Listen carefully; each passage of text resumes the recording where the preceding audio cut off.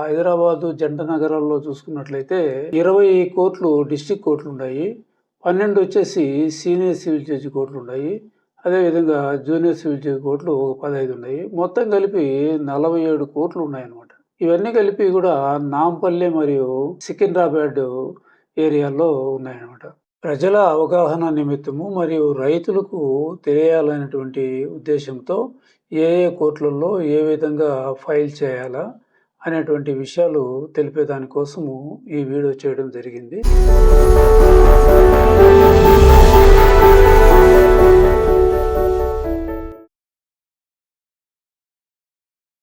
Subordinate కోర్టులు అంటే ఏమిటి?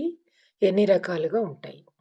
ముందుగా మన భారత న్యాయ వ్యవస్థలో అత్యున్నతమైనటువంటి న్యాయస్థానం ఒకటి ఉంది. ఆ న్యాయస్థానాన్ని మనం సుప్రీంకోర్టు అంటాం. అది దేశానికంతా కూడా ఒకే ఒక కోర్టు ఉంటుంది. ఆ కోర్టు పరిధిలో ప్రతి రాష్ట్రానికి ఒక హైకోర్టు అనేది ఉంది. ఆ హైకోర్టు కింద ఉండేటువంటి ఆ రాష్ట్రంలో ఉండేటువంటి అన్ని జిల్లాల్లో ఉండేటువంటి కోర్టులను సబార్డినేట్ కోర్టులు లేక దిగువ కోర్టులు అనేటువంటి పేర్లతో మనం పిలుస్తాం. అయితే వాటిని మళ్ళా కూడా సబార్డినేట్ కోర్టులు కూడా 3 రకాలుగా మనం విభజన చేయవచ్చు. ఒకటి సివిల్ కేసులకు సంబంధించినటువంటి కోర్టు, సివిల్ కోర్టు, తర్వాత సెషన్స్ కోర్టు అంటే క్రిమినల్ కోర్టు, మూడోది వచ్చేసి రెవెన్యూ కోర్టు అని అంటాం. జనరల్గా ఈ సివిల్ కోర్టులు దేనికి ఉపయోగపడతాయంటే సివిల్ మ్యాటర్కి సంబంధించినటువంటి విషయాల గురించి ఉంటాయి అన్నమాట. సివిల్ మ్యాటర్ అంటే భూమి యొక్క తగాదాలు కానీ, కుటుంబ తగాదాలు కానీ, వారసత్వ తగాదాలు కానీ, వ్యాపార తగాదాలు కానీ, తర్వాత కాంట్రాక్ట్ యొక్క తగాదాలు, ఇలాంటివి ఏవైనా కూడా మనము సివిల్ కోర్టు పరిధిలో పరిష్కారం చేసుకోవాల్సిన అవసరం ఉంది అన్నమాట. అయితే ఇప్పుడు సివిల్ కోర్టులు ఎన్ని రకాలుగా ఉంటాయంటే జిల్లా కోర్టు అని ఒకటి ఉంటుంది, తర్వాత సీనియర్ సివిల్ జడ్జి కోర్టు ఒకటి ఉంటుంది, దాని కింద వచ్చేసి జూనియర్ సివిల్ జడ్జి కోర్టు, దాని కింద మళ్ళీ స్పెషల్ ఎక్కువ జనాభా ఉన్నట్లయితే స్పెషల్ జూనియర్ సివిల్ జడ్జి కోర్టులు ఉంటాయన్నమాట. ఈ కోర్టులు యొక్క పరిధి కూడా మనము తెలుసుకోవాలంటే ఆస్తి విలువను బట్టి మన కేసును ఏ కోర్టులో దాఖలు చేయాలా అనే దానికి వస్తే, ఇప్పుడు 20 లక్షల రూపాయలు లోపు ఉండేటువంటి ఆస్తి అయితే జూనియర్ సివిల్ జడ్జి కోర్టులో కానీ లేదంటే స్పెషల్ జూనియర్ సివిల్ జడ్జి కోర్టులో కానీ మనము ఆ కేసును దాఖలు చేయాల్సిన అవసరం ఉందన్నమాట.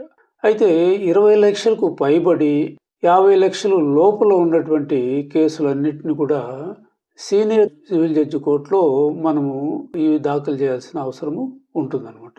మన ఆస్తి తగాదాలు కానీ ఏవైనా కూడా మన ఆస్తి యొక్క విలువను బట్టి మనము ఆ కోర్టులు మార్చుకోవాల్సిన అవసరం ఉందన్నమాట.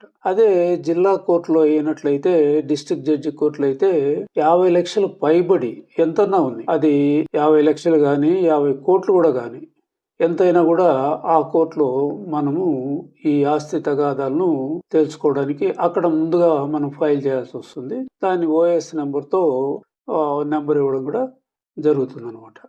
అయితే దీనికంటే ముందు మనం చెప్పుకోవాల్సిన విషయం ఏముందంటే, ఇప్పుడు ఆంధ్రప్రదేశ్లో పరిపాలన జిల్లాలు వచ్చేసి 29 జిల్లాలు అయితే, అదే న్యాయపరమైనటువంటి లేదా కోర్టుకు సంబంధించినటువంటి జిల్లాలు వచ్చేసి 13 మాత్రమే ఉంటాయి.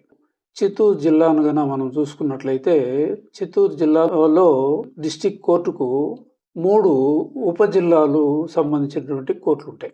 అవి కూడా డిస్ట్రిక్ట్ జడ్జి అని అంటారు. అయితే వాటిల్లో ఉదాహరణకి చిత్తూరు ఒక ఉప డిస్ట్రిక్ట్ అయితే, తర్వాత తిరుపతి ఒకటి, మదనపల్లి ఒకటి, ఈ మూడిట్లో ఒక జిల్లా పరిధిలోకి వస్తాయి.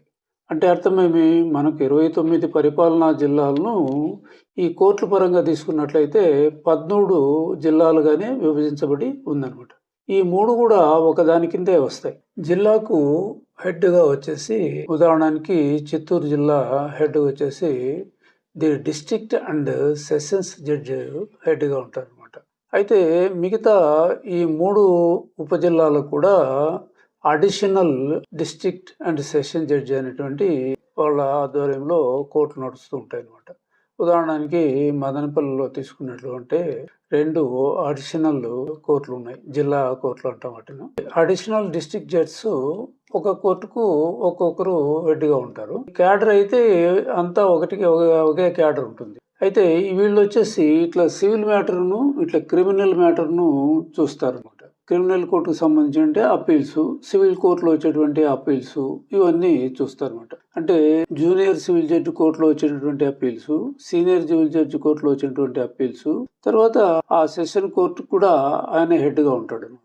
అంటే ఆ జిల్లాను మొత్తం స్టాఫ్ అంతా కూడా అతని పర్యవేక్షణలో పనిచేస్తూ ఉంటారు. ఏదన్నా తప్పులు చేస్తే క్రమశిక్షణ చర్యలు తీసుకోవడం గానీ, ఆ డెవలప్‌మెంట్స్ గానీ అన్నీ కూడా ఆ district court head of the డిపార్ట్‌మెంట్‌గా ఉండడం జరుగుతుందనమాట. ఈయన దగ్గర కూడా 50,00,000 పైబడినటువంటి కేసులు కూడా ఆయన స్వయంగా విచారణ చేయడం కూడా జరుగుతుందనమాట. ఇది సివిల్‌లో సంబంధించినటువంటి కోర్టులు. అంటే ప్రజలకు, రైతులకు ఉపయోగపడేటువంటి సంబంధించినటువంటి విషయాలు మాత్రం నేను చెప్తున్నాననమాట. నెక్స్ట్ రెండవది వచ్చేసి రెవెన్యూ కోర్టులు. రెవెన్యూ కోర్టులు అంటే రెవెన్యూ చట్టాలు అనేకంగా ఉంటాయన్నమాట. ఆ చట్టాలను పద్ధతిగా అమలు చేయడం. ఇవన్నీ కూడా వాటిని వల్ల ఆ జిల్లాను పంచుకోవడం జరుగుతుంది. జిల్లా హెడ్ క్వార్టర్స్‌లో జిల్లా పరిపాలనాధికారి మరియు జిల్లా ఎగ్జిక్యూటివ్ మ్యాజిస్ట్రేట్ అయినటువంటి కలెక్టరు స్వాధీనంలో ఇవి అన్నీ ఉంటాయన్నమాట. ఆయన జిల్లా మ్యాజిస్ట్రేట్ పరిధిలో అన్ని రకాలైనటువంటి రెవెన్యూ చట్టాలను, భూమికి సంబంధించినటువంటి అన్ని చట్టాలను అమలు చేయడము, మరియు జిల్లాలో వచ్చేటువంటి శాంతి భద్రతలు గాని, కర్ఫ్యూ విధించడం గాని, ఫైరింగ్ ఆర్డర్ ఇవ్వడం గాని ఇవన్నీ కూడా ఆయన యొక్క పరిధిలోనే జరగడం జరుగుతుంది. తర్వాత జాయింట్ కలెక్టర్‌ను అడిషనల్ ఎగ్జిక్యూటివ్ మ్యాజిస్ట్రేట్ అని అంటాం. ఇప్పుడు ఆయన పరిధిలో కూడా ఈ కేసు అన్నీ కూడా రన్ అవుతూ ఉంటాయి. అన్నీ 140 సెక్షన్ గానీ, 151 సెక్షన్ గానీ, 133 సెక్షన్ గానీ అవి ఉంటాయి. తర్వాత రెవెన్యూకి సంబంధించినటువంటి అన్ని చట్టాలను కూడా అమలు చేయడము ఇవన్నీ జరుగుతూ ఉంటాయన్నమాట. నెక్స్ట్ వచ్చేసి ఆర్‌డీఓ గారనమాట. ఆర్‌డీఓ లేక సబ్ కలెక్టర్. సబ్ కలెక్టర్ కూడా డివిజనల్ మ్యాజిస్ట్రేట్ హోదాలో ఆ డివిజన్‌కి సంబంధించినటువంటి ఇలాంటి శాంతి భద్రతలు గానీ, రెవెన్యూ చట్టాలను గానీ అమలు పరిచేటువంటి బాధ్యత ఆర్‌డీఓగా తీసుకుంటారనమాట. మండల్ లెవెల్‌లో మండల ఎగ్జిక్యూటివ్ మ్యాజిస్ట్రేట్‌గా తహసీల్దార్ వారు తీసుకుంటారు.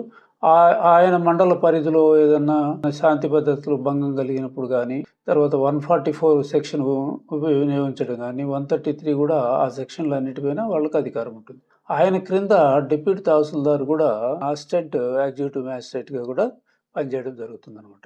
రెవెన్యూ కోర్ట్స్ ఈ విధంగా ఉంటాయి. తర్వాత సివిల్ కోర్ట్స్ ఈ విధంగా 2 కూడా రైతులకు ఉపయోగపడేటువంటి ఈ 2 కోర్టులు ఉన్నాయన్నమాట. అయితే ప్రభుత్వానికి సంబంధించినటువంటి అన్ని హక్కులు కూడా రెవెన్యూ కోర్టులకే చెందుతాయి. ప్రైవేటు భూములకు సంబంధించినటువంటి ఈ టైటిల్ మ్యాటర్ ఉంటుంది కదా, దాని గురించి కంపల్సరీగా సివిల్ కోర్టులకే అప్రోచ్ కావాల్సిందే. అయితే వీటికి పట్టా భూములు కూడా వీళ్ళకి హక్కు లేదా అంటే ఉంది.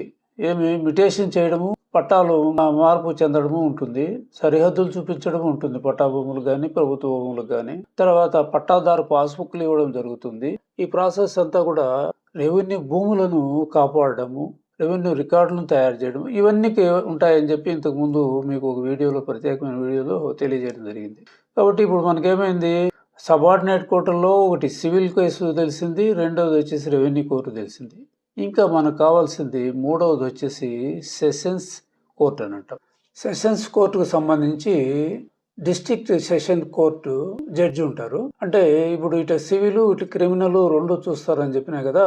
ఈ సెషన్స్ లేక వచ్చినప్పుడు, క్రిమినల్ లేక వచ్చినప్పుడు ఆయన డిస్ట్రిక్ట్ సెషన్స్ కోర్టు జడ్జి లాగా చేస్తారనమాట. ఆయన కింద వచ్చేసి చీఫ్ జ్యుడిషియల్ మ్యాజిస్ట్రేట్ ఉండడం. ఆయన సిజేఎం అంటాం. సిజేఎం అంటే చీఫ్ జ్యుడిషియల్ మ్యాజిస్ట్రేట్ అంటాం. ఆయన తర్వాత వచ్చేసి sub divisional judicial magistrate. Sub divisional magistrate తర్వాత first class judicial magistrate court ఉంటుంది. తర్వాత second class judicial magistrate court ఉంటుంది. అవి కాకుండా జనాభాను బట్టి స్పెషల్ జ్యుడిషియల్ మ్యాజిస్ట్రేట్ కోర్టులు కూడా ఉంటాయన్నమాట. అదే ఫస్ట్ క్లాస్ ఉండొచ్చు, సెకండ్ క్లాస్ కూడా ఉండొచ్చు అనమాట. అయితే ఈ కోర్టుల్లో ఎలాంటి విచారణలు జరుగుతాయంటే, హత్యలు కానీ, మానభంగాలు కానీ, దోపిడీలు కానీ, అటెంప్ట్ మర్డర్లు కానీ, తర్వాత మోటార్ వెహికల్ యాక్సిడెంట్ డెత్లు కానీ, ఇలాంటి విచారణలన్నీ కూడా క్రిమినల్ కోర్టులో విచారణ చేయడం జరుగుతుంది.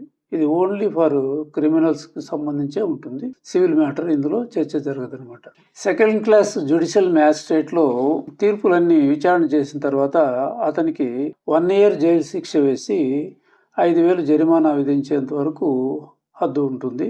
అదేవిధంగా first class magistrate, judicial magistrate వచ్చేసి 3 సంవత్సరాలు జైలు మరియు 10,000 జరిమానా, లేదంటే 2 కలిపి విధించేటువంటి అధికారం ఉంటుంది. అదే సీజీఎం కోర్టులో అయినట్లయితే, చీఫ్ జ్యుడిషియల్ మ్యాజిస్ట్రేట్ కోర్టులో ఉన్నట్లయితే హైకోర్టు పర్మిషన్ తీసుకుని ఆ వ్యక్తికి మరణశిక్ష కూడా విధించేటువంటి హక్కు ఆ మ్యాజిస్ట్రేట్ గారికి ఉందన్నమాట.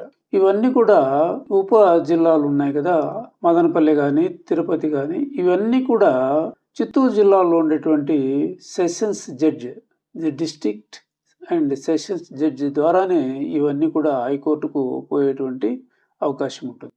స్వతంత్రంగా వీళ్ళెవరు కూడా డైరెక్ట్గా హైకోర్టును సంప్రదించేదానికి లేదనమాట. ఈ పద్ధతిలో స్టేట్ అంతా కూడా ప్రతి జిల్లా అంటే పరిపాలనా జిల్లాలు గాను, తర్వాత న్యాయపరమైనటువంటి జిల్లాలు గాను డివైడ్ చేయడం జరుగుతుంది. ఈ విధంగా అన్ని చోట్ల జరుగుతుంది. ఇది కాకుండా మహానగరాల్లో అంటే మెట్రోపాలిటన్ ఏరియాల్లో మెట్రోపాలిటన్ కోర్టులు అనేటువంటివి ఉంటాయి. ఆ కోర్టులకు చీఫ్ వచ్చేసి సిఎంఎం అంటాం, చీఫ్ మెట్రోపాలిటన్ మ్యాజిస్ట్రేట్ అంటాం. ఆయన దానికి హెడ్ గా ఉంటాడు. ఆయన తర్వాత వచ్చేసి మెట్రోపాలిటన్ మేజిస్ట్రేట్ కోర్టులు లేదా స్పెషల్ మెట్రోపాలిటన్ మేజిస్ట్రేట్ కోర్టులు ఉంటాయి. దాని కింద చీఫ్ జ్యుడిషియల్ మ్యాజిస్ట్రేట్ కోర్టులు, సబ్ డివిజన్ జ్యుడిషియల్ మ్యాజిస్ట్రేట్ కోర్టులు, ఫస్ట్ క్లాస్ జ్యుడిషియల్ మ్యాజిస్ట్రేట్ కోర్టులు, ఇవన్నీ కూడా ఉంటాయి అన్నమాట. జనరల్గా మహానగరాల్లో ఉండేటువంటి కోర్టులను మెట్రోపాలిటన్ కోర్ట్స్ అని అంటాం. ఎందుకు ఆ మెట్రోపాలిటన్ కోర్ట్స్ అని వచ్చిందంటే 10 లక్షల జనాభా కంటే నగరాల్లో ఉండేటువంటి ఏరియాల్లో ఈ మెట్రోపాలిటన్ కోర్టులు అనేది ఏర్పాటు చేయడం జరుగుతుంది. ముఖ్యంగా మన జంట నగరాల్లో తీసుకున్నట్లయితే హైదరాబాద్ వచ్చేసి అది పెద్ద మెట్రోపాలిటన్ సిటీ. తర్వాత మన ఆంధ్రప్రదేశ్లో తీసుకున్నట్లయితే వైజాగ్, తర్వాత విజయవాడ, ఈ 3 కూడా మెట్రోపాలిటన్ సిటీస్ అని అంటాం. వాటిలో ఉండేటువంటి కోర్టులను మెట్రోపాలిటన్ మ్యాజిస్ట్రేట్ కోర్టులు అని అంటాం. దీనికంతా హెడ్ వచ్చేసి సిఎంఎం అంటాం, అంటే చీఫ్ మెట్రోపాలిటన్ మ్యాజిస్ట్రేట్ కోర్ట్ అని ఉంటుంది. మిగతా కోర్టులకంతా కూడా హెడ్ అనమాట. దాని కింద వచ్చేసి ఇంకా జనాభాను బట్టి అడిషనల్ మెట్రోపాలిటన్ మ్యాజిస్ట్రేట్, తర్వాత మెట్రోపాలిటన్ మ్యాజిస్ట్రేట్లు, స్పెషల్ మెట్రోపాలిటన్ మ్యాజిస్ట్రేట్లు అని ఉంటారు అనమాట. అంటే వాళ్ళకు కూడా ఈ మామూలుగా జిల్లాలో ఏ విధంగా సెషన్స్ కోర్టులో అధికారాలు ఉంటాయో ఆ విధమైనటువంటి అధికారాలు ఉంటాయి అన్నమాట. ఈ మెట్రోపాలిటన్ మ్యాజిస్ట్రేట్ కోర్టు వచ్చేసి 7 సంవత్సరాలు జైలు శిక్ష విధించేటువంటి అధికారం వాళ్ళకు ఉంటుంది అనమాట.